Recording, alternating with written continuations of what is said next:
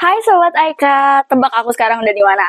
Yes, sekarang aku ada di rumah salah satu interior designer yang udah terkenal dan pastinya Sobat Aika udah tahu juga, yaitu Halo Numa, the one and only. Dan hari ini aku bakal ngobrol-ngobrol sama mereka tentang project-project mereka yang pastinya berhubungan sama Aika dan dapetin insight interior design dari mereka. Penasaran kita ngobrolin apa aja? Yuk, stay tune dan ikutin aku ngobrol sama mereka. Yuk, masuk yuk!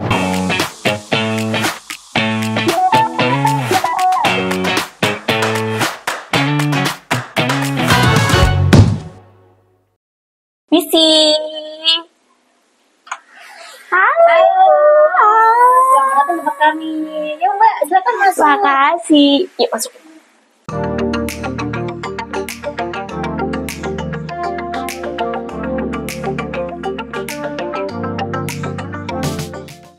Hai Sobat Aika, jadi sekarang aku udah bersama Karini dari Halo Numa. Hai Mbak. Say hi ke Sobat Aika. Hai Sobat Aika. Hai, jadi hari ini aku bakal ngobrol-ngobrol nih sama Karini, sama yang tadi aku udah bilang tentang insight interior design dan juga previous project dari Halo Numa sama Karini. Karini bisa ceritain sedikit nggak? Sebenarnya latar belakang Halo Numa sama gimana sih awalnya Halo Numa ini tuh terbentuk? Oke, terima kasih Mbak sebelumnya telah mengundang kami. Pertama untuk awal mula dari ide kita membuat Halo Numa tuh emang saya backgroundnya arsitek. Jadi saya ingin mengaplikasikan semua ilmu yang pernah saya pelajarin baik previous pas di kampus ataupun pas kita lagi kerja. Jadi bisa mengaplikasikan ilmu dan awal mulanya tuh karena dari request teman-teman Mbak. Jadi teman-teman minta kayak bikinin interior, terus saya kok lama-lama seru nih. Seru ya. Aku dalamin lebih dalam. Ketemulah Halo Numa yang sekarang. I see. Seru ya berarti ya. Berarti awalnya tuh dari koneksi mouth to mouth gitu ya Kak? Iya betul. Teman-teman, saudara, sama awal mula dari circle-nya kecil banget. Lama-lama kayak dari mulut ke mulut. Kita bikin Instagram, lama-lama berkembang seperti. I see. Berarti emang mulainya dari circle kecil gitu ya, betul, terus baru nanti membesar gitu ya. I see, oke. Sebenarnya Halo Numa itu arti namanya tuh apa sih? Dan gimana filosofi itu tercermin dari karya-karya kakak?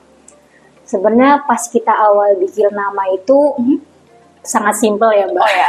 Jadi Numa itu tuh artinya tuh indah atau cantik. Jadi Indah harapan seperti kakaknya. Jadi harapan saya tuh kedepannya dengan nama itu kita bisa mengaplikasikan ke semua desain kita jadi cantik dan apa ya sesuai dengan kebutuhan klien dan juga desain kita teraplikasikan dengan baik terhadap desain tersebut. Gitu. Oke. Berarti Numa ini kalau boleh tahu nih Kak, ini sebenarnya dari bahasa apa sih atau emang tiba-tiba keinget aja gitu? Jadi awal mulanya tuh Numa itu dari bahasa Arab Mbak. Oh. Sesimpel itu gitu. Sesimpel itu ya. Jadi kayak halo cantik gitu. Halo Numa gitu Mbak. Awal sangat membekas ya. Tapi bener sih kalau misalnya yang simple-simple gitu, hooknya simple, itu malah jadi membekas. Betul Mbak. Jadi orang cuman nama kecil kita explore lebih dalam. Iya, terbukti sih dari karya-karya Halo Numa itu so far sih sangat-sangat mencerminkan nama itu sendiri. Jadi benar kalau kata orang nama itu doa ya. Amin. Pasti untuk interior designer, namanya juga interior design, pasti semuanya tuh punya gaya desain masing-masing ya.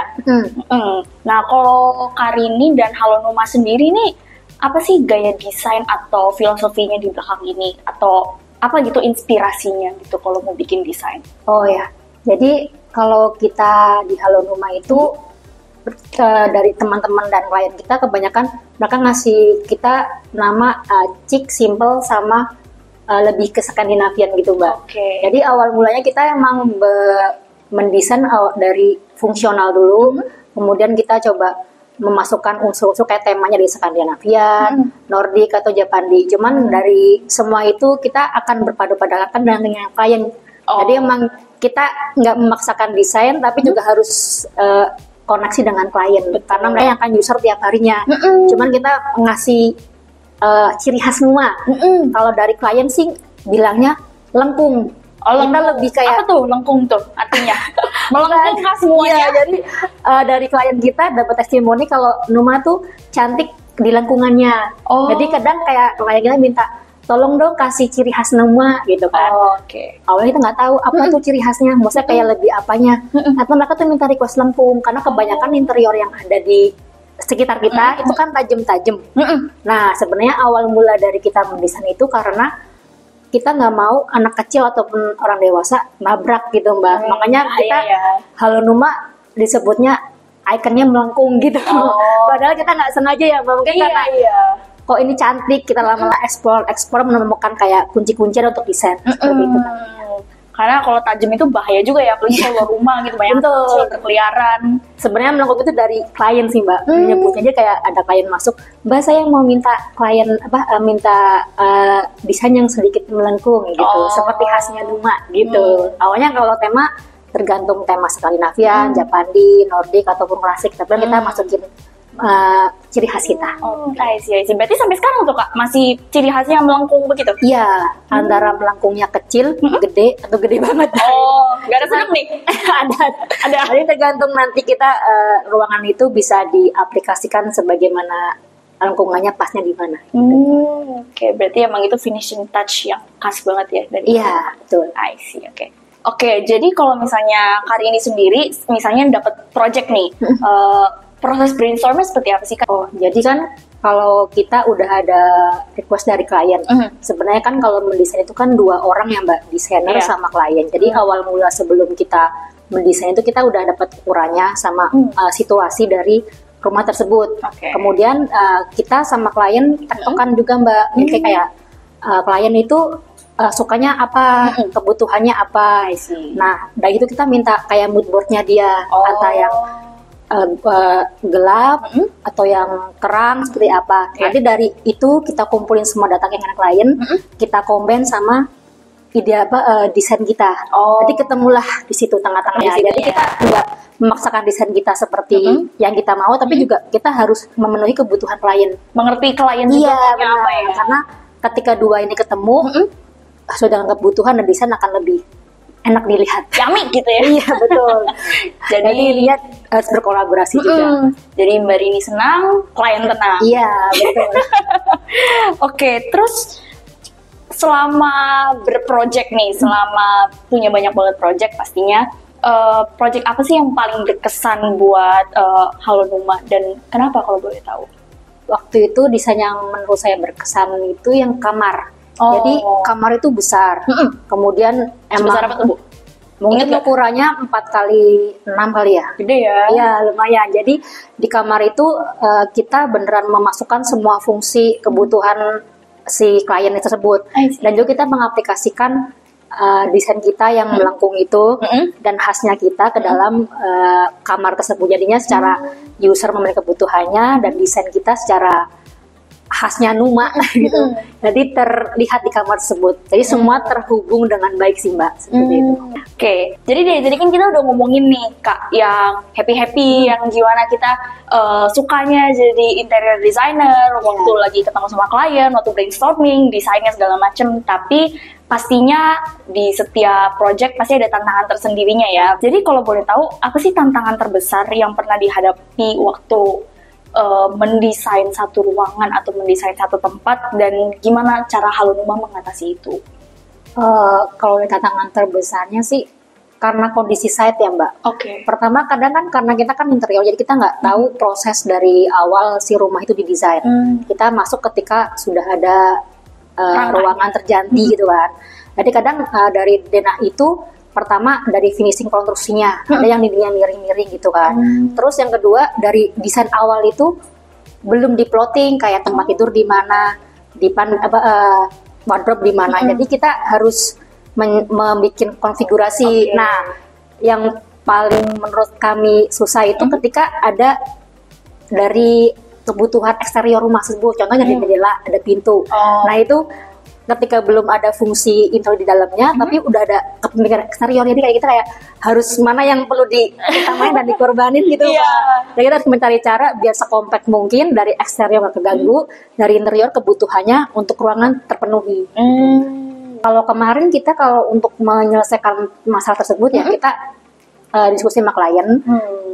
Contoh nih ruangannya ada jendela di tengah-tengah kan Mbak, itu akan mempengaruhi kan ukurannya wardrobe tersebut. Nah, kita diskusikan, Bu maaf ini ada jendela gitu kan. Kira-kira dari Ibu ada yang mau dikorbanin menurut fungsinya atau secara estetikanya. Kadang kalau sejauh ini kalau klien itu minta secara fungsi, Mbak. Contohnya kayak saya butuh wardrobe yang gede, Mbak. Oke. Jadi mungkin kita akan nutup si kebutuhan eksterior tersebut kayak jendelanya. Oke. Nah, keinginan klien kan pasti banyak nih, Kak. Terus gimana cara Karini dan Halo Numa Team itu menyeimbangkan antara keinginan klien dengan prinsip estetika dan juga fungsionalitas seperti yang kita udah omongin tadi? Oh iya.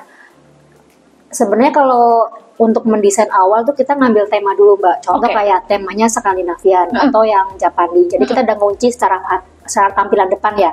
Kemudian untuk seandainya klien mintanya banyak, cuman secara space nggak cukup. Nah, kita akan diskusikan. Maaf Bu, ini terlalu sempit areanya. Mungkin ada hal yang perlu dikurangi dari keinginan itu. Nah, jadi kita bikin 2 zona, yang pertama yang primer, yang kedua yang sekunder yang kira-kira bisa dikorbanin. Jadi yang utama dulu kebutuhannya, baru nanti yang boleh kita atik gitu. Yang bisa dipindah-pindahin ya? Iya betul. Jadi nggak semuanya masuk ke dalam semua desain itu. Karena kalau misalnya semuanya masuk, bukan kamar, itu gudang ya saudara-saudara. Terus menurut Karini nih, apa sih kesalahan yang banyak banget terjadi sama klien atau kesalahan umum aja saat mendesain ruangan atau menata ruang gitu? Dan dari kakak sendiri gimana sih cara yang tepat untuk ngatasin itu? Kalau pada umumnya Mbak ya, ini awal ketika kadang kita nggak menyesuaikan tinggi tubuh kita. Jadi contoh yang tinggi sekali sama yang sedang ya Mbak. Ketika ngambil baju ketinggian, itu yang kita harus cek ergonomisnya. Makanya kita kadang pas kita lagi brainstorming sama klien, maaf Bu, tingginya berapa ya? Jadi ketika dia ngambil baju ataupun apa, nggak ketinggian. Contoh meja kitchen juga nggak boleh ketinggian. Itu sih Mbak yang kita kunci di awal. Kadang orang masih maksain tinggi gitu untuk ukuran tubuh dia gitu. Nah, kita selalu menanyakan tinggi badannya berapa, sama nyamannya kita akan sesuaikan dengan kebutuhannya. Jadi pas gitu. Pas ya. Jadi ngambilnya nggak jinjit banget atau nggak keduluan sama lemari. Betul. Jadi secara proporsi ya, terhadap user di dalam rumah itu. Salah satu komponen yang penting banget tuh Kak, proporsi. Menurut Kakak nih sebagai interior designer, tahun ini tuh interior design tren yang lagi naik banget tuh apa nih? Yang lagi terkenal banget untuk tahun ini ya Mbak, di 2025 kita kan udah masuk bulan Juni. Mungkin di pertengahan tahun dari awal tahun ini kita punya banyak request dengan desain yang dark wood gitu Mbak. Jadi yang Japandi itu udah mulai kegeser sama dark wood. Cuman kalau orang Indonesia mungkin ya dark wood itu kan masih terlalu ketuaan. Tapi lama-lama kita udah berani gitu ngambil dark wood. Jadi si Japandi udah mulai kayak nanti dulu depannya. Udah mulai geser. Ini dulu yang baru. Jadi warna dark wood itu sekarang lebih terkesan mewah sih Mbak. Walaupun masih ada request di warna-warna lain seperti warna pink, Japandi atau sage. Itu masih tetap requestnya banyak. Kalau yang color tuh pink sama hijau sage. Gitu, yang masih sampai sekarang. Makanya sekarang yang paling hits lagi di dark wood ya. Karena itu juga lumayan maju sih Kak, dari beige ya ke dark wood itu loncatannya lumayan. Transisinya untuk tahun ini lumayan.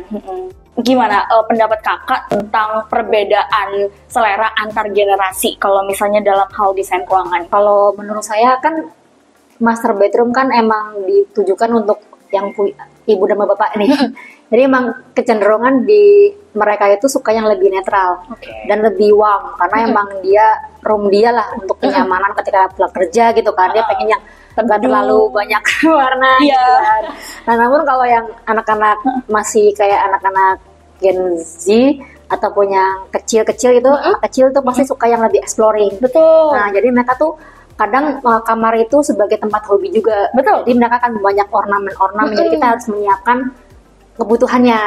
Jadi kayak anak sekarang sukanya apa nih, anak ceweknya contoh nih, kayak dia suka nyimpen boneka kecil, kita siapkan semua tempatnya. Jadi emang kamar itu sebagai tempat koleksi dia sekarang kalau anak-anak sekarang. Sebagai tempat berekspresi dan juga sekaligus tempat beristirahat juga ya. Iya betul. Terus kalau boleh jujur, aku juga tahu Halo Numa tuh dari media sosial, karena media sosialnya Halo Numa tuh top banget. Foto-fotonya dan project-projectnya semua very very insightful. Jadi menurut Karini sendiri sebagai orang yang sangat aktif ya di media sosial untuk post project dan lain-lain, peran media sosial dan digital presence waktu memasarkan atau bahasanya marketingin karya interior design tuh seberapa penting? Kalau menurut kami penting banget Mbak. Penting, karena ya. kebanyakan dari klien kita itu dari media sosial.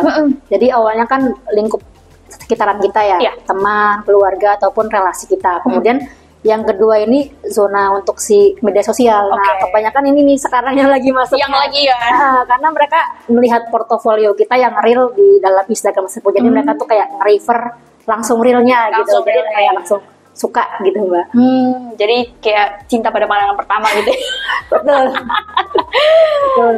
Oke, tapi sejauh ini gimana dapet klien yang misalnya perasaan kakak nih kayak, oh aku tahu Halo Rumah dari media sosial, aku tahu dari Instagram tuh rasanya gimana? Justru malah klien dari media sosial tuh sangat beragam ya Mbak. Oh ya? Iya, sangat beragam. Jadi kadang dengan mereka tahu dari media sosial, malah saya lebih senang karena mereka udah tahu portofolio kita. Berarti kan dia udah scrolling nih sampai yang paling bawah. Ujung. Iya. Jadi mereka tuh udah Posan pertama. Iya, udah tahu. Oh ternyata Halo Rumah portfolio udah sampai sini nih. Mereka kan lebih cepat sih Mbak untuk memutuskan maunya apa. Gitu. Itu malah yang ketika dari media sosial dia kan udah tertuju pada maunya apa. I see. Terus tektokannya juga lebih gampang ya karena refernya langsung ke real project gitu. Oke, jadi kakak kayaknya udah familiar banget nih sama Aika untuk sekarang. Tapi dulu tuh awal tahu Aika tuh dari mana dan gimana tahu? Jadi awal mula kita tahu merek Aika ya Mbak, dari lem. Lem Ibon? Iya benar. Legendaris sejak dulu ya? Iya, jadi awal mulanya masih lem Aika Ibon itu kan nama yang packaging lama ya? Iya, itu kan. Pas lagi browsing, oh ternyata Aika itu merek HPL banyak banget nih variasinya. Coba kita exploring di situ. Oh, ternyata dia motifnya bagus nih, lebih lebih kalem gitu kan. Walaupun dia dark wood, light wood semuanya ada. Terus coba kita minta sampel, coba kita aplikasikan ke desain kita dan kita proposal klien. Kliennya suka katanya warnanya lebih kalem gitu Mbak. Bahasanya lebih tenang gitu warnanya. Lebih teduh kalau iya betul. Dan juga kan dia emang dapat dari Japanese teknologi itu kan. Betul. Ya? Emang banyak banget sih orang-orang yang tahu Aika Indonesia itu dari lem Aika Ibon. Tapi sobat Aika tahu nggak sih kalau misalnya Japanese teknologi ini udah dibawa ke Indonesia dari 51 tahun yang lalu di tahun 1974 dan kita tuh udah punya pabrik di Indonesia tuh 2 loh Kak. Kita udah punya di Bekasi sama di Cikampek. Jadi produk kita tuh biarpun kita standarnya luar tapi kita produknya lokal. Kita produksi dalam negeri. Makanya itu memudahkan juga buat teman-teman kita agen Aika dan juga orang-orang yang mau minta sampel atau orang yang mau lihat produknya langsung, itu kita gampang gitu. Dan pandangan kakak terhadap kualitas produk Aika di dunia interior design sendiri nih gimana sih? Mungkin kalau produk Aika saya coba baca dari 2 sisi ya Mbak. Dari sisi kita kan desainer, yang kedua dari aplikator atau tim kita yang di lapangannya. Kalau dari desainer itu mereka suka produk Aika itu karena warnanya sih Mbak awalnya. Jadi kan warnanya dia tuh secara transisi tuh nggak jauh dari yang awal sebelumnya. Jadi kayak warnanya gradasinya naiknya dikit-dikit, nggak langsung jeng gitu Pak. Nah itu. Kalau dari kami nggak kaget ya jadi gitu ya. Tapi kalau dari tim kami yang di workshop itu mereka suka produk Aika karena tebel. Jadi pas dipotong tuh lebih nyaman Mbak, seret gitu. Jadi untuk meminimalisir gelipis di samping. Kalau dari tim kami yang di workshop ya Pak, itu lebihnya. Kan Karini sendiri tadi udah bilang nih kalau kakak ternyata udah browsing-browsing juga tentang produk Aika dan kakak suka sama produk HPL kita. Jadi material apa yang paling sering tim Halo Rumah gunain dan kenapa kalau boleh tahu? Untuk produk Aika kita sangat sering Mbak makanya HPL-nya. Terima Jadi kasih. kita sering nih. kita sering menggunakan HPL sama satu lagi top sama seral. Jadi untuk HPL kita udah mengeksplorasi ya Mbak dari katalog tersebut. Kita ada yang base kita sering pakai sama untuk top-topnya sama seral itu menurut kami sangat efektif untuk menggantikan fungsi top table. Jadi kayak untuk area-area yang nggak terlalu ada kebutuhan seperti kompor sama zinc, kita bisa propose untuk area top table-nya sama denim space-nya tuh menggunakan top top menceral. Gitu. Dan untuk HPL-nya kebetulan dari kita emang sering banget pakai yang warna favoritnya Numa. Sebentar. Nah ini. Apa tuh kodenya? Sekarang tuh yang ini Mbak, yang kode AS 14116CS98 itu brown mouth walnut. Jadi ini sering banget request teman-teman karena emang di tahun ini kan lebih sukanya ke dark wood ya Mbak. Iya. Jadi mereka itu sangat suka warna ini. Nah kemudian ketika nggak mau yang terlalu dark wood, kita combine sama warna ecru. Jadi untuk tahun sekarang nih, maaf, nah ini yang base-nya dari si Aika. Yang Jadi, best seller nih. ketika orang mau ada sedikit cerahnya, kita tambahin ecru. Oke. Nah kemudian kalau emang mau full dark wood, kita propose yang si brown mouth walnut gitu. Cuman kalau sedikit ada yang mau light wood, kita sukanya yang di kode luxury elm ini. Oke. Jadi kurang lebih 3 ini sih Mbak yang menjadi favorit kita saat ini. Boleh ditunjukkan ke kamera ini Sobat Aika, 3 warna pilihan Halonuma di tahun ini. Oke, tadi kita udah ngomongin soal material Aika kan, HPL, Serral, Tough Top, dan aku mau nanya pendapat Karini nih sekarang. Menurut kakak nih sebagai interior designer yang udah berpengalaman ngedesain banyak banget ruangan dengan jenis-jenisnya, seberapa penting sih peran laminates atau panel dekoratif untuk menciptakan desain ruang yang estetik dan juga fungsional? Alasannya kenapa? Perannya tuh sangat-sangat utama ya Mbak, Sangat penting karena ya. kita dari masuk rumah, dari ruang tamu, ruang makan, kemudian kita akan melihat laminat tersebut. Jadi itu akan sebagai bahan utama lah untuk Star of the show nih. Iya benar. Jadi dari kita bangun tidur, mau ke toilet, kita akan melihat si material tersebut. Jadi kalau pemilihan itu memang harus sangat penting sih Mbak. Gitu. Jadi kayak poinnya dari si ruangan itu akan terlihat dari pemilihan siapa tersebut.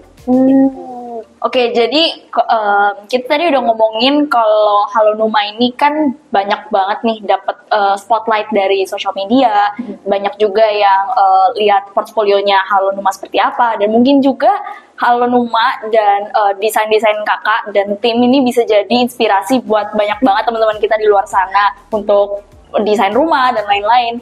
Tapi kalau misalnya dari Karini dan Halonuma tim sendiri, ada nggak sih inspirasi dari style design atau apapun itu yang menginspirasi tim Halonuma sendiri untuk mendesain sesuatu gitu? Kalau untuk sekarang dari desain Halonuma itu kita lebih ke merujuk ke style Nordic style Mbak. Karena dari style apa tuh? kita jadi Boleh dijelaskan? jadi untuk Nordic style itu dia lebih mengutamakan secara fungsionalitas. Clean looks-nya, contoh kebersihannya, dan juga untuk minimalismenya. Jadi dari Nordic itu kita menyimpulkan kita penggunaan warna secara alami, raw material. Contohnya ada warna linen, terus real wood maupun real wood yang dark wood ataupun light wood, kemudian warna-warna kayak concrete expose gitu-gitu Mbak. Jadi kayak di desain kita lebih real apa adanya gitu. Jadi kita dengan nuansa Nordic gitu kita bisa menggunakan HPL Aika. Jadi udah merepresentasikan ke arah tersebut. Jadi warnanya kalem sama untuk raw materialnya lebih real gitu Mbak. Oke, dan fungsional juga pasti ya. Fungsional Fungsi juga utamanya selain motifnya bagus, harus juga fungsional untuk setiap ruangan yang ada di rumah Sobat Aika. Oke, ini pertanyaan intermezzo nih Kak. Kalau misalnya kita kilas balik ke beberapa tahun yang lalu, sebelum kakak akhirnya mutusin untuk bangun Halonuma dan untuk menjadi interior designer. Kalau misalnya Karini ini bukan seorang interior designer, kira-kira kakak bakal kerja di bidang apa? Atau bakal apa sekarang? Apakah akan jadi mom influencer atau fashion influencer atau jadi host? Mungkin kalau nggak jadi interior designer, saya jadi barista kali ya Mbak. Barista, seru banget. Kita mengkomplain kopi aja kali ya Mbak. Seru banget. Inspirasi utama dari mendesain adalah kopi Mbak. Oh gitu, itu yang nemenin terus ya. Iya, mungkin ya Mbak. Siang malam belajar juga, apalagi arsitek kan ya. Betul, jadi emang arsitek sama kopi itu beda tipis. Cocok ya. Iya, Bestie mungkin. gitu. Jadi itu kan itu untuk racikan kopinya, bukan racikan desain lagi. Itu pantes sukanya warna-warna yang kayak gini Sobat Aika. Mungkin Mengingatkan pada kopi gitu ya. Pada peneman sejati. Iya. Dan juga inspirasi mungkin ya. Mungkin ya Mbak itu Mungkin tadi yang Nordic style itu inspirasi nomor 2, nomor 3. Inspirasi nomor satunya kopi. mungkin. Oke, kita udah masuk ke beberapa pertanyaan terakhir nih Kak. Semoga masih kuat ya.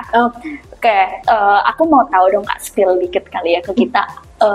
Rencana untuk proyek berikutnya dari Halonuma nih apa sih kira-kira? Mungkin kalau kedepannya kita sekarang lagi fokus membantu teman-teman yang mau pindahan rumah dulu, Mbak. Jadi kayak kebanyakan tuh dari klien kita kan mereka beli rumah jadi dari developer. Jadi kebanyakan kalau request dari teman kita, mostly yang paling utama tuh ketika mau pindahan itu kitchen sama wardrobe dulu, sama kamar deh gitu. Jadi fungsi utama sekarang kita lebih ke main ke residensial. Karena kita membantu teman kita untuk bisa segera pindahan. Jadi yang penting bisa masak sama bisa istirahat. Itu poinnya. Dua paling penting itu ya. Iya, kebanyakan dari proyek kita. Apa pesan yang pengen kakak sampaikan nih sebagai seorang interior designer yang udah menekuni dunia ini dari lama dan juga yang pastinya udah punya banyak portfolio untuk para calon interior designer atau teman-teman kita, mungkin sobat-sobat Aika yang lagi pengen untuk mendesain atau mendekorasi ruangan sendiri, ada tips and tricks nggak nih? Kalau dari kami, mungkin untuk teman-teman kita yang mau jadi interior designer harus selalu update sama perkembangan sekarang. Karena kan sekarang style itu sangat cepat berubahnya. Kadang kita harus memenuhi kebutuhan pasar juga, sama kadang kita harus menyesuaikan site-nya seperti apa. Jadi harus selalu explore sama tetap fungsionalitas. Gitu. Terus pertanyaan terakhir nih Kak. Ada nggak pesan dan harapan dari Karini dan juga tim Halo Numa untuk Aika Indonesia ke depannya? Untuk Aika, sebenarnya sangat terima kasih sekali Aika telah menunjukkan produk yang bagus. Jadi kita bisa mengeksplor semua desain kita. Mungkin kedepannya lebih banyak alternatif wood ya Mbak. Mungkin 2 tahun ini kita HPL sangat-sangat tertuju pada warna-warna itu. Mungkin kedepannya bisa nambah-nambahin banyak solid wood, solid color ataupun warna woodnya. Ditambahin motifnya. Jadi lebih beragam aja lagi. Nah, teman-teman, sobat Aika, kita juga mau memberikan kabar baik kalau misalnya sebentar lagi kita akan launching banyak banget motif baru untuk HPL dan juga untuk Feral. Jadi mau tahu kapan, mau dapat katalognya, mau lihat sampel warnanya seperti apa, tungguin aja, stay tune di social media kita karena kita akan pastinya kita akan spill dan kita akan kasih tahu kapan tanggal mainnya, jadi tungguin aja dan selalu stay tune di page kita. Kalau misalnya Sobat Aika pengen explore juga tentang produk Aika, tentang sampel-sampelnya dan juga mau mendapatkan real life experience untuk merasakan teksturnya atau fungsionalitasnya seperti apa, jangan lupa untuk hadir di event yang sangat kita tunggu-tunggu semuanya di tahun ini yang akan datang sebentar lagi, yaitu Indo Build Tech tahun 2025 yang akan hadir di ASBSD pada tanggal 2 sampai 6 Juli ini yang akan datang bulan depan. Jadi catat tanggalnya dan sampai ketemu di booth Aika nanti. Kayaknya pertanyaan aku udah habis nih ya Kak untuk hari ini. Sebelumnya aku mau say thank you banget buat Karini dari Halo Numa dan juga buat Halo Numa tim yang sudah sangat welcome kami hari ini untuk nanya banyak banget hal dan juga kita dapat insight yang sangat-sangat insightful dan sebenarnya sangat berguna untuk kita para calon interior designer atau hanya kita-kita yang pengen dapat insight lebih untuk mendesain ruangan itu seperti apa dan juga tentunya dari POV seorang interior designer. And that's it for today, Sobat Aika. Thank you for staying by. And this is Karini from Halo Numa. Jadi jangan lupa untuk selalu stay tune di social media Aika Indonesia. Dan sampai ketemu di Aika Talk selanjutnya. Bye!